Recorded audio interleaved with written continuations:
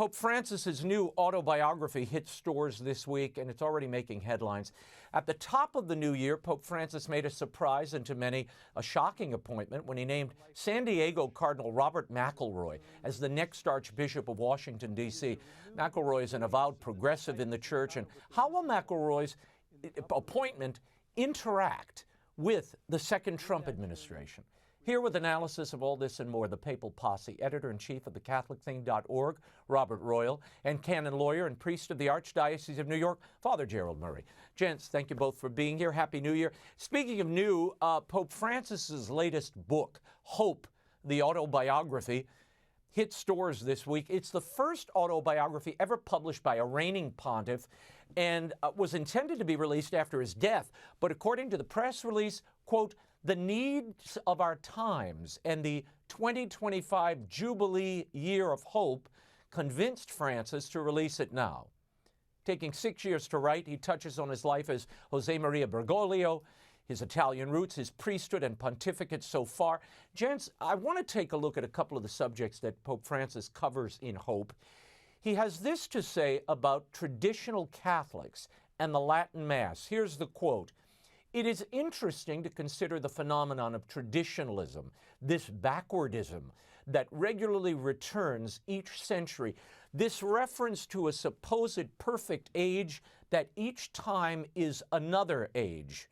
With the liturgy, for example, it has now been ruled that the possibility of celebrating Mass in Latin following the Missal prior to the Second Vatican Council must be expressly authorized by the Dicastery for Divine Worship, who will allow it only in certain cases. For this reason, that is unhealthy for the liturgy to become an ideology. It is curious to see this fascination for what is not understood, for what appears somewhat hidden, and seems also at times to interest the younger generations. This rigidity is often accompanied by elegant and costly tailoring, lace, fancy trimmings, rochets, not a taste for tradition, but clerical ostentation, which then is none other than an ecclesial version of individualism, end quote. Sorry for that long quote, but I wanted to give you context. Father, this has become a favorite subject of Pope Francis and his confreres, traditionalism and the rigidity that created it or perhaps spawned it. Where is the dialogue, the synodality that the Pope often speaks of? No, this is very regrettable that the Pope continues to preach this line that the people who like the Latin Mass are psychologically disturbed, nostalgics, they're unable to live in the present, they try to live in an imaginary past, according to him. Yet he admits that these are young people going to it, therefore, they don't have any remembrance of that past that allegedly they're pining for. What I find most disturbing is that the Pope is issuing a judgment and characterization of a whole group of people that he has made no effort to meet with, to listen to walk with, to accompany. I noticed that the Pope has called meetings with ecological advocates, with people who are in favor of, economic solutions that are more in keeping with human dignity according to, the pretensions that are given on that. Basically, socialism is being promoted. What about a meeting with the hundreds of thousands of Catholics throughout the world who love to go to the old Mass, who want to pray, want to raise their children in dignity and having lots of experiences of prayer in a mysterious kind of situation where the Mass is glorifying God and not simply a meeting of the people. So I'm very upset when I hear this because I know people who go to the Latin Mass. I celebrate the Latin Mass. This is not what this is all about. No. Bob, I happened to go to a Latin Mass this week. It was the traditional feast day of Our Lady of Prompt Succor, who's the patroness of New Orleans. And it was, you could hear a pin drop, but it was, you could feel the souls of everyone sort of united in offering worship to God in a way that, because of the rigor of it, and the silences built in, and the gorgeous music, it allows you to pray through all of that and with all the people around you. But the Pope has coined a new term for this. He calls it backwardism. Is that what the tradition is, and what about 2,000 years of patrimony of the Church and liturgy is? I mean, if this is all backwardism, shouldn't we just toss everything out? Forget it. Let's just have a Pachamama guitar mass. Yeah, like both of you, I know lots of people who attend the Latin Mass, and the way he describes them certainly doesn't correspond with what I know about them. I mean, you can always find a few neurotic people who are sort of clinging to something in the past. But in his autobiography that just came out, the one you mentioned, Raymond, it's interesting that he says a couple of things that really contradict what he's saying here about the Latin Mass. For example, I wrote this down. He says he spoke to indigenous people. He says this very early on in the autobiography. He says, please don't abandon the legacy of your grandparents or your ancestors.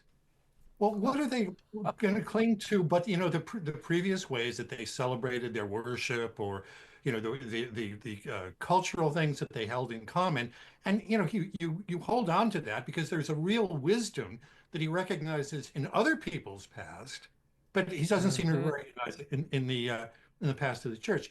It's interesting. At another point later in the autobiography, he says, I think just before that long quotation that you read, that an American cardinal came to him and said the two priests asked if they could say the Latin Mass, and he said, well, can you speak Latin? They said, no, we'll learn. And he said, well, wait a minute. If you're going to learn, first learn how many the Vietnamese language and see how many Vietnamese are in your parish, and first learn Spanish because you have lots of Spanish speakers in your parish. And there's nothing wrong with that, of course.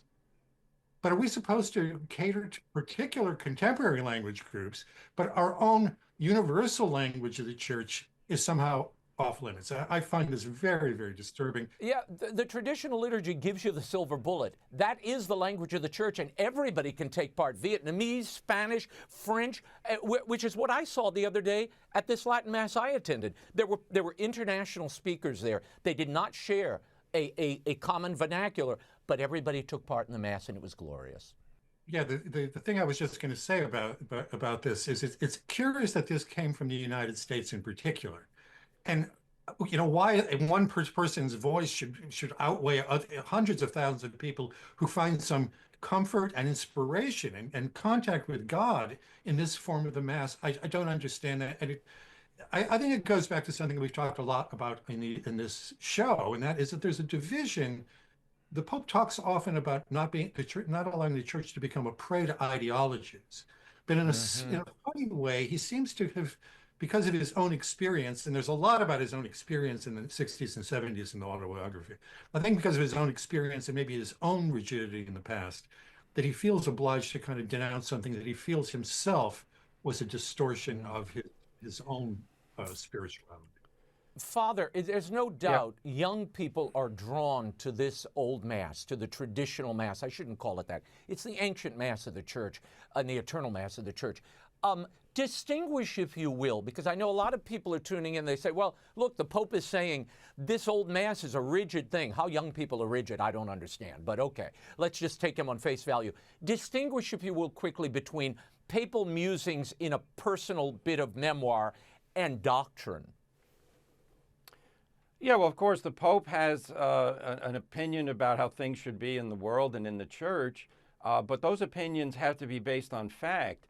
And what I find troubling here is that the Pope is assuming and asserting that people like the old Mass are psychologically unbalanced, and that they are, in the case of priests, that they're power-hungry clericalists who want to dominate the lay people.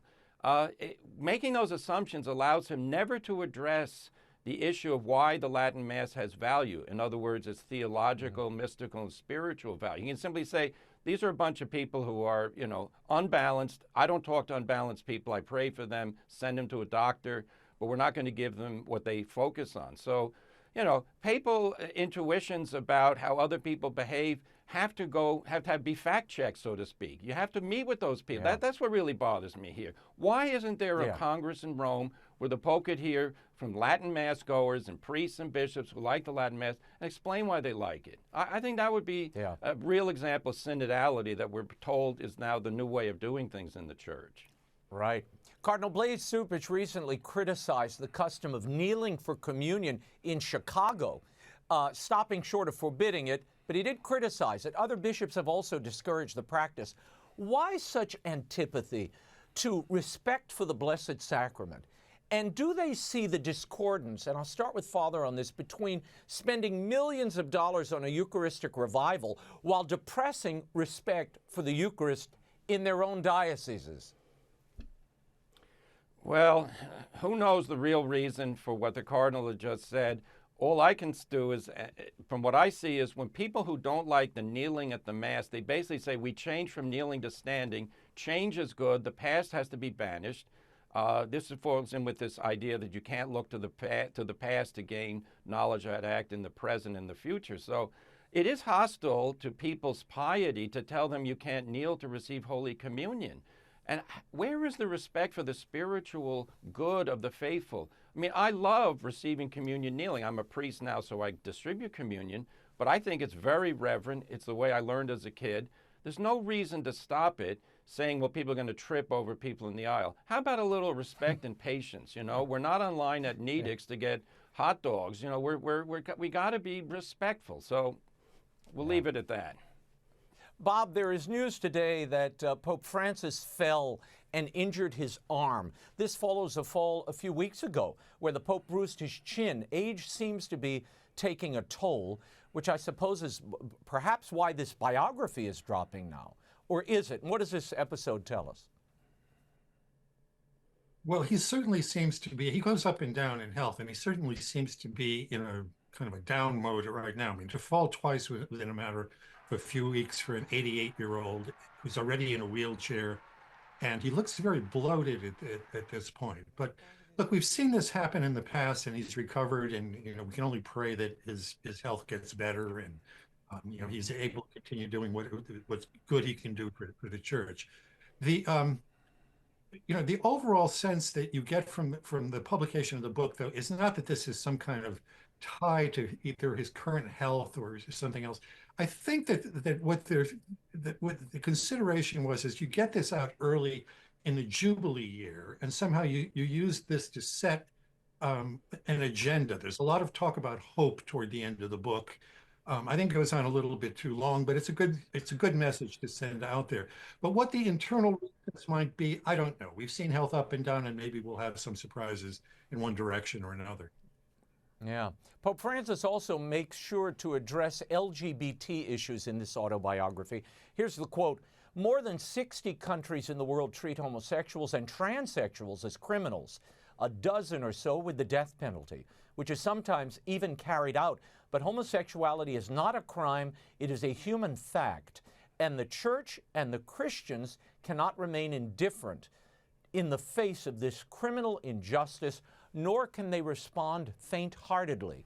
They are not children of a lesser God. God the Father loves them with the same unconditional love. He loves them as they are, and he accompanies them in the same way that he does with all of us, being close to us, merciful and tender. If the Lord says everybody, who am I to exclude anybody?" Father Jerry, this certainly dovetails with the story this week that a provisional document by the Italian Bishops' Conference opens the door to the ordination of openly homosexual men to the priesthood, so long as they remain celibate. That's been approved by the Vatican. Your reaction to all of this? Unfortunately, the Pope is spouting propaganda of the homosexual interest groups. What he's referring to as crime is sodomy. Sodomy was outlawed in the entire Christendom for most of history. That was done away with recently in most countries, but in African countries, those laws against sodomy continue. You have no right to commit sodomy. It's an immoral act, and it's socially destructive. The Pope is saying that God loves homosexuals just as they are. Does he mean God loves them committing acts of sodomy? I hope not, because sodomy is a mortal sin. And the Catechism of the Catholic Church teaches that it is an abomination. It's a horrible thing. It should never be done. So the Pope is endorsing the homosexual lifestyle by saying that these people have to be respected, that the Catholic Church should not say anything to disturb the peace and tranquility of people who've embraced the homosexual lifestyle. Just the opposite. We have to preach the truth of Christ and say there is no happiness and salvation in pursuing a life that's dedicated to committing acts of mortal sin. That is not the way you're supposed to live. That's the message of the Church. It's always been that message. Bob, react to this story from the Italian Bishops' Conference of opening up ordinations to avowed homosexual men who say they're celibate now? Yeah, I think there's been a bit of an overhyping of the change here. It was driven by the Italian secular press, who, like the New York Times, would like us to think that the Vatican is moving in a pro-homosexual direction. The language that's still there is that people who are actively homosexual or have a strong homosexual inclination or who support the gay culture, by which I think they mean activism. I don't think they want to say that outright, but I think that's that they cannot be ordained. They should not be put through, be admitted to the seminary and then ordained.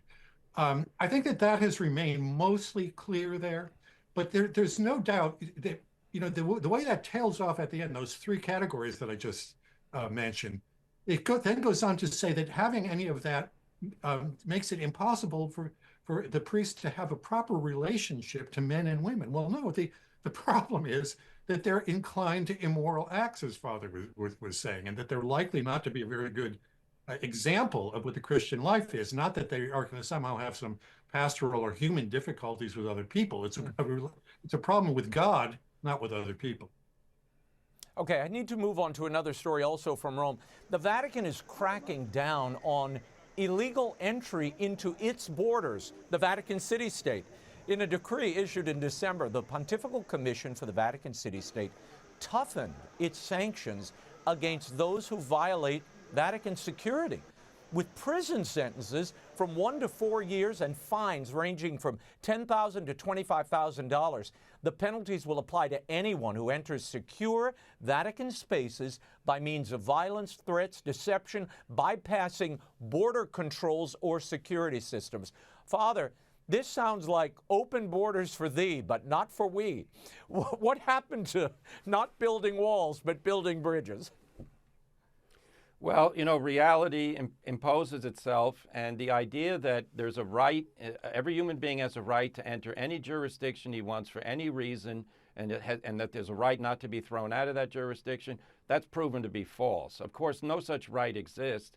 The Holy See, that's a very small territory in Vatican City-State. So the Vatican City-State authorities now recognize if they got what we would call a bum's rush, let's say 500 or 1,000 immigrants showed up and barged their way into the territory and set up tents and wanted to sleep there. That's precisely what's happening at the U.S. border, by the way. And the Vatican's not going to tolerate it, and neither should the United States. Legal entry in an orderly and legal manner is what we want. And I'm all in favor of legal immigration. It's a great thing. But illegal immigration is not a great thing. It's a violation of law, and it promotes a lawless attitude among the people who are entering the country. Bob, we'll get to this in the next story, but why do the Vatican and national bishops' conferences go apoplectic when nations attempt to defend and police their own borders, yet the Home Office can issue these kind of strict controls, including jail time? Yeah, I mean, this is another one of these disconnects that is very hard to understand. I mean, as Father rightly says, the Vatican has just showed us what every sovereign country has the right to do, and that is to declare who can come in, who has to be kept out, what kind of procedures are going to be put in place to do this sort of thing. I get the sense, both from our own bishops and from several figures in the Vatican, that they haven't yet appreciated how seriously this new wave of massive immigration is impacting the world. And they're also, by the way, reacting against the political reaction among the people. They keep on talking about this false populism, by which they mean here in the United States, the election of Trump. There are political parties in Europe that are now, they're majorities in many European countries that are trying to stop immigration and even reverse it where they can possibly do it.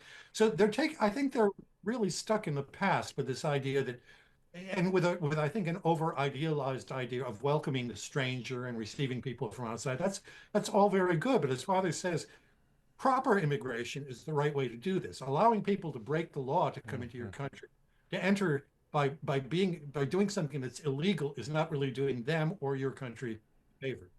Well, it goes back to what I always say. Ignore what people say. Watch what they do. That will tell you what is really at play and what they really believe. On January 6th, the Vatican announced that Pope Francis has named 70-year-old Cardinal Robert McElroy as the next Archbishop of Washington, D.C., on the eve of President Trump's inauguration. McElroy had this to say at a press conference shortly after his appointment was announced. Watch.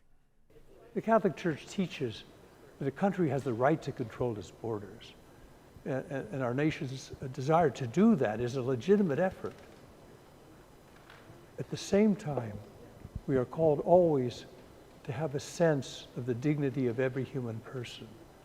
And thus, plans which have been talked about at some levels of having a wider, indiscriminate, massive deportation across the country would be something that would be incompatible with Catholic doctrine. Bob, the U.S. bishops have already spoken about the Trump plan for mass deportations of criminal illegal aliens. Will Cardinal McElroy now be the point man for the USCCB's opposition here? Well, he's in an odd position. As we know, the appointment to Washington was resisted by, it appears, Cardinal Wuerl, Cardinal Gregory. It looks like Christophe Pierre, the nuncio, also opposed it, and maybe even Pietro Parolin, the Vatican Secretary of State. So it took a while for the Pope to come around to this, and some people are saying it's in response to the appointment of Brian Birch as our ambassador to the Holy See. Look, the American progressives were not able to prevail against President Trump. I don't believe that Cardinal McElroy is going to have much effect either. And for me, the disconnect here is our bishops are not as radical as Cardinal McElroy is. He's very far to the left. I think even farther to the left than the Pope. I've written that I think he would be much more appropriate a bishop for the German Bishops' Conference than he is for the American Bishops' Conference. And putting him in Washington, which is a very sensitive post, mostly what the Cardinal Archbishop here has to do is to speak quietly, have quiet diplomacy, keep a lid on both conservatives and liberals and progressives and libertarians and all those other political people who live here in Washington. I live outside of Washington, so I'm very sensitive. And it's also the case that this area is rather traditional in its spirituality and in its liturgies. So it's an odd appointment. I think we'll have to see what happens. Father, the administration has been quite clear about targeting criminal illegals for deportation. Your thoughts on McElroy's role here, and given how little influence the bishops had over a professed Catholic, Biden, will they have any more influence over Donald Trump? Well, if the U.S. bishops are opposed, including Cardinal McElroy, to deporting criminal aliens, they're not going to have any support among the Catholic or otherwise population of the United States. The trained Aragua gang is causing havoc in my part of the world, the New York area. They're causing havoc other places. It's quite clear that there's a penetration of gangs and violent drug cartels in the United States, taking advantage of the Biden open border policy that we've had for 4 years. So people aren't ready to say, okay, millions of people entered illegally. I guess the best thing to do is say, stay here, no problem. No, that's not going to wash. We've got to stop what's basically been a promotion of an illegal way of life for foreigners coming into this country. People who don't belong here have no legal right to stay. You can call it mass deportation. It's basically a law enforcement operation. Tell those people, you want to come here? Go home, get back online, try to do it legally. Because illegal entry have no right to be in the country. Yeah, it's illegal. It's illegal. And the church does not support illegality and breaking the law of a country. It just doesn't. And you can welcome the stranger without throwing your borders open and letting anybody in at any time. Orderly immigration is part of the social teaching of the church. Gents, we should remind EWTN viewers that back in March of 2023, Cardinal McElroy was a bit hostile toward this network. When asked about a Spanish bishop who banned EWTN from being broadcast in his diocese, McElroy said he too would not have EWTN on diocesan media in San Diego, referring somewhat vaguely to, quote, the main anchors at EWTN who, quote, minimize the abilities and theological knowledge of Francis, end quote. Bob, your thoughts? Well, I don't know that the Cardinal is a very close student of EWTN. I think if he was speaking about us, or if he watched us, he would get a more nuanced impression of what it is that we actually say. But again, one of the ironies here is I'm not going to name the publication, but a progressive so-called Catholic publication has said of him that he is a man of dialogue, but he very much wants to choose who he has dialogues with in person, I suppose, and in his diocese. Gents, Cardinal McElroy is also on record as being pretty tough on practitioners of Catholic tradition. In 2024, before the Los Angeles Religious Education Conference, he said, "How do the doctrinal tradition and history of the Church restrict the Church's ability to refine its teaching when confronted with a world where life itself is evolving in critical ways?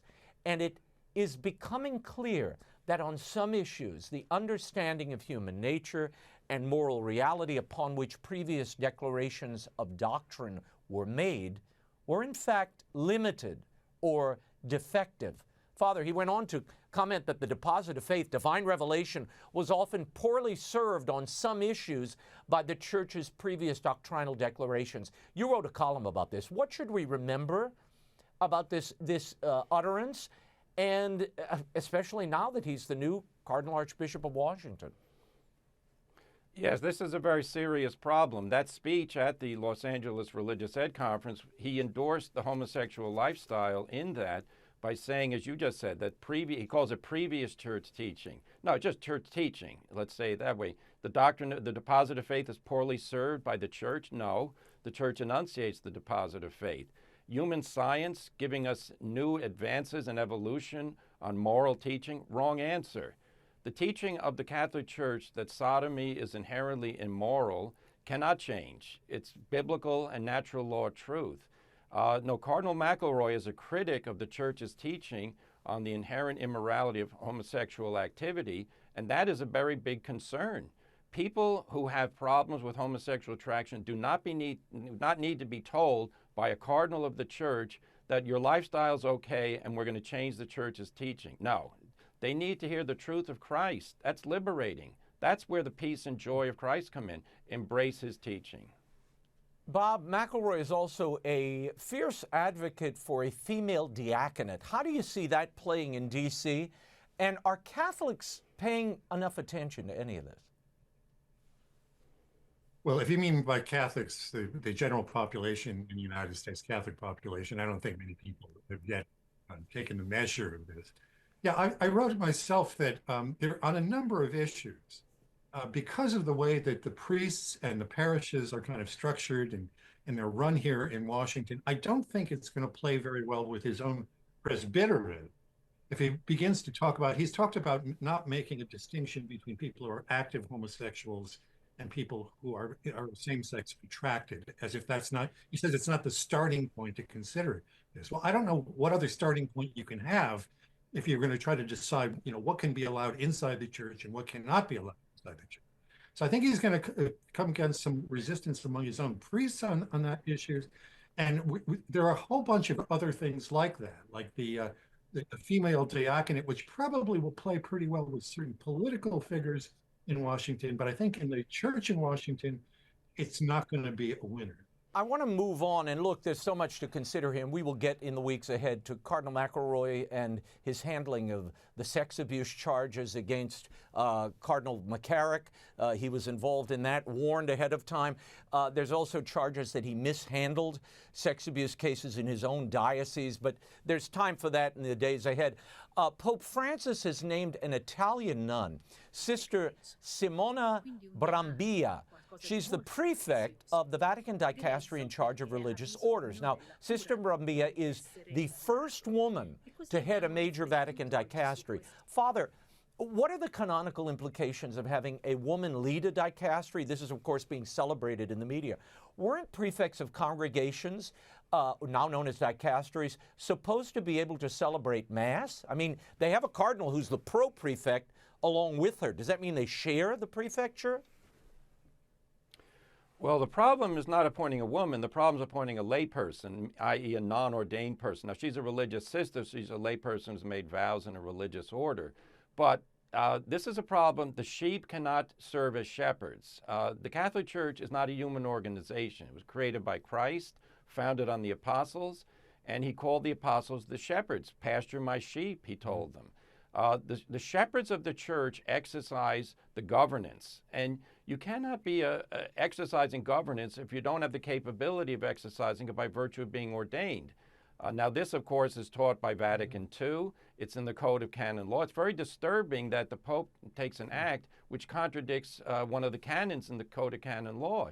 If he's going to change it, he's got to change the code first. And having a pro-prefect, meaning a second prefect, only creates further confusion. You know, who's in charge here? What is the meaning of having two heads of a congregate, or now it's called a dicastery? So this is very disturbing, and it's a politicization of the Roman Curia. We're scoring points by telling feminist lobbyists, don't worry, women have power. This is the same problem that happened when somebody asked, what about women at the synod with an equal vote? And the Pope said, sure, let's do it. Well, that just changed, that basically destroyed the Synod of Bishops as an institution of bishops. So this is not a good thing, and the Pope's disregard of canon law, just saying, well, I'll do this even though it contradicts the canon law, then what else in canon law is going to be set aside? It creates so much uncertainty that the canonical system basically becomes, what does the Pope say tomorrow? That's not how you run a system of law. Bob, you know, it's curious. You watch these DEI heads and universities, major businesses. The diversity and equity offices are being shuttered, dismantled, but count on church and these parachurch groups to embrace it, just as everyone else is rejecting it and realize this was a big mistake. But pastorally, is this the best person for this post to run a congregation? Yeah, that's a good question. Actually, I looked into her background and what she had to say. I mean, she's impressive in that she's had a number of posts. She's got a PhD from somewhere on, I think, on religious life. And she's but the other side of her is she's very much a part of the synodality movement. She really has touted that. She's talked about, and this is a phrase that I hear a lot of people who are committed to synodality using. They talk about, we're not going back. When I see that, I say to myself, we're not going back to what? And then they say, you know, we're talking with one another now. Well, we never talked to one another before. Or we're merciful now. Well, we were never merciful before. You know, we never focused on Christ before. There's a funny, I can remember the 70s. There's a kind of a funny 70s vibe to this. We've kind of moved into something new, and you know, we've cast off the dead skin of the past, and that worries me almost more than anything. I think that the jurisdictional thing is going to have to resolve itself somehow, but this idea that she's kind of going to be there to promote synodality in this, you know, new and improved mode, that worries me a great deal. I've got to say. Yeah, this is like Vatican II too. You know, it's the sequel to Vatican II.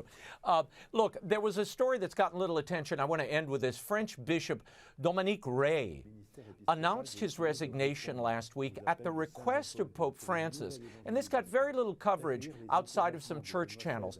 And it ends a controversial chapter in the history of his French diocese, which has endured 2 apostolic visitations over 3 years. His crime? Too many vocations, apparently. His diocese is booming in vocations to the priesthood. The bishop had this to say: I am mainly criticized for welcoming too broadly priestly and religious communities or vocations, in particular from the traditional world. Father, once again, we seem to be witnessing an assault on traditional Catholicism that is working in the church when everything else is failing. Why attack the faithful that are clearly clamoring for respect and dignity of the sacraments and faith lived large and loudly in an orthodox way? Well, walking together is only for those who are invited to join the pack, and he was definitely a maverick. He had more seminarians than any other diocese in France, with the exception of Paris. He was definitely a man. He was from the charismatic renewal. He appreciated traditions. He was out of step with the spirituality of many of his confreres in the French hierarchy. And it's very upsetting that the Pope asked him to resign. What about brotherly bishop respect? You know, this is not how it's supposed to work. He didn't commit any canonical crimes. And if you disagree with his judgments, well, the Pope doesn't agree with every other bishop in the world. He doesn't fire them or ask them to resign. So this is very, very troubling. The French Church has enough problems as it is. Now one of the most successful bishops at reinvigorating the faith has been cast aside. I'm really sorrowful for this. I pray for the Church in France. Bob, your reaction to this forced resignation of a successful bishop doing what he's supposed to be doing? Yeah, again, I would say that this is something that is puzzling, and it's this confusion or even contradiction within the mind of the Pope, because he spends a lot of time in his autobiography, Hope, talking about how unity does not have to be uniformity. And I think that's correct, that the Catholic Church is a worldwide operation. It can have all sorts of different rites. It can have different expressions, different religious orders. But it seems that the non-uniformity only seems to point in a kind of a progressive, or if you want, liberal direction. It cannot point back to a different form of a more traditional liturgy that seems to attract both people and vocations.